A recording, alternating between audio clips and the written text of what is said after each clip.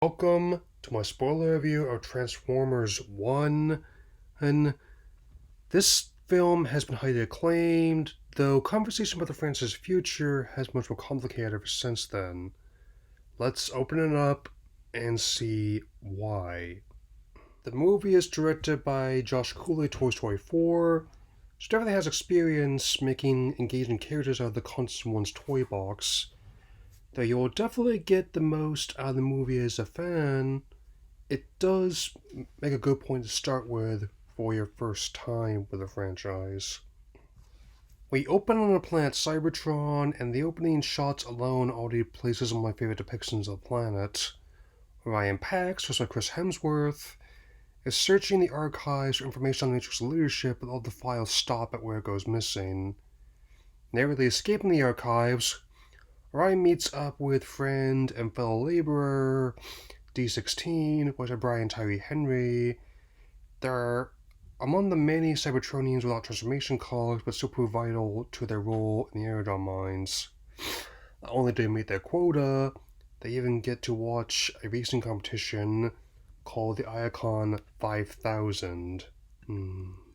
Sentinel Prime, voiced by John Hamm, is present at the ceremony.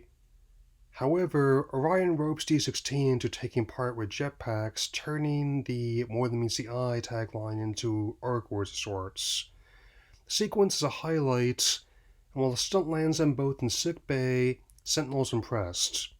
Remember that, it'll be important later. Anyway, let's go over more of the cast.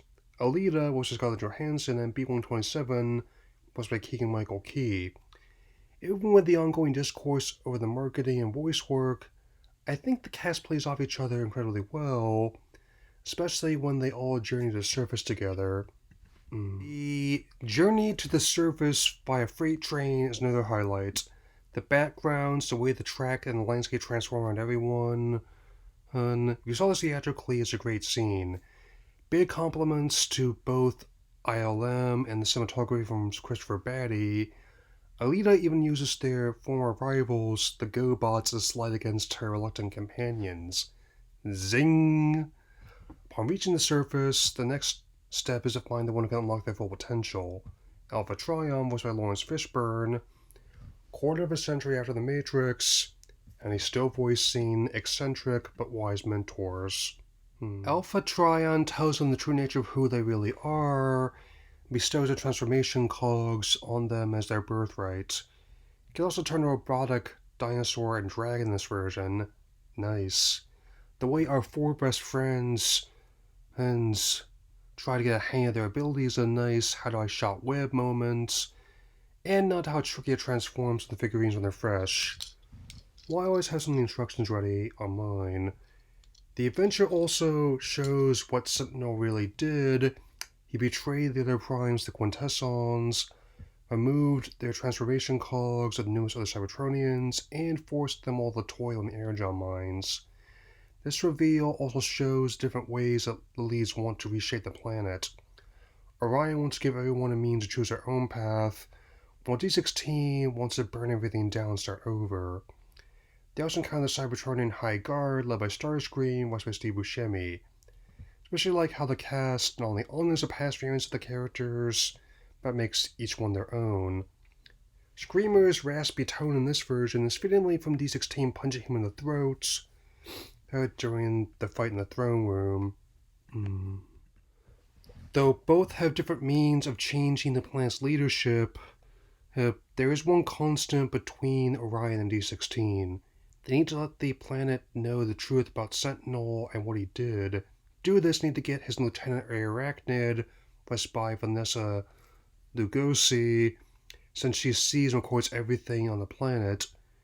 We also get Orion saying his rally cry, transform and roll out. The whole sequence of helping Cybertron learn the sickening truth is one of the best ones in the movie.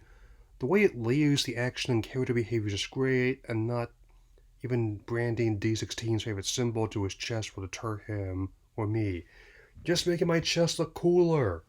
I also like the glee E127 gets at discovering his faceplate and stinger weapons. kind of like a bumblebee, one might say. Hey, the message is spread across the planet, but by this point, D16 is too far gone to be dissuaded. He goes right over the edge by mortally wounding Orion, killing Sentinel Prime, and declaring himself Megatron. Here, in the Well of Sparks, Orion is revived by the Matrix leadership and the spirits of the Primes that came before him. He ascends his new form, Optimus Prime. Not only does his battle with Megatron call back to their fight in the original show, complete with their respective weapons, actually remixes the infamous scene of Revenge of the Fallen that they have a soft spot for. Optimus banishes Megatron and the High Guard from Iacon, effectively dissolving their friendship from that day forward. We close on the flow of Energon to the planet returning, the cogs returning to the populace, Optimus recalling how he and his former friend first met, and a new era of Cybertron dawning. Definitely have to check out more of the single that's playing with the credits. The stinger shows Megatron reforging the High Guard and Decepticons, complete their own rally cry of Transform, Rise Up. Said it before, I'll say it again. Nice to see what a Transformers movie looks like from someone who understands Transformers. If you were to ask me about what will become this proposed trilogy, especially given how Hasbro recently announced they will no longer be the sole main financier of their future movies, I am not certain. On one hand, this means I'll have to rely on other backers more.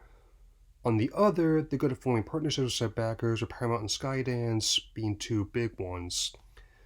This also likely means they'll be focusing on their bigger IPs like this, G.I. Joe, and now Power Rangers, so this supposed Hanazuki movie some people were talking about earlier in the year before isn't happening. I will say this. As a movie on its own and as an adaptation, it is easily contended for the best film installment in its history.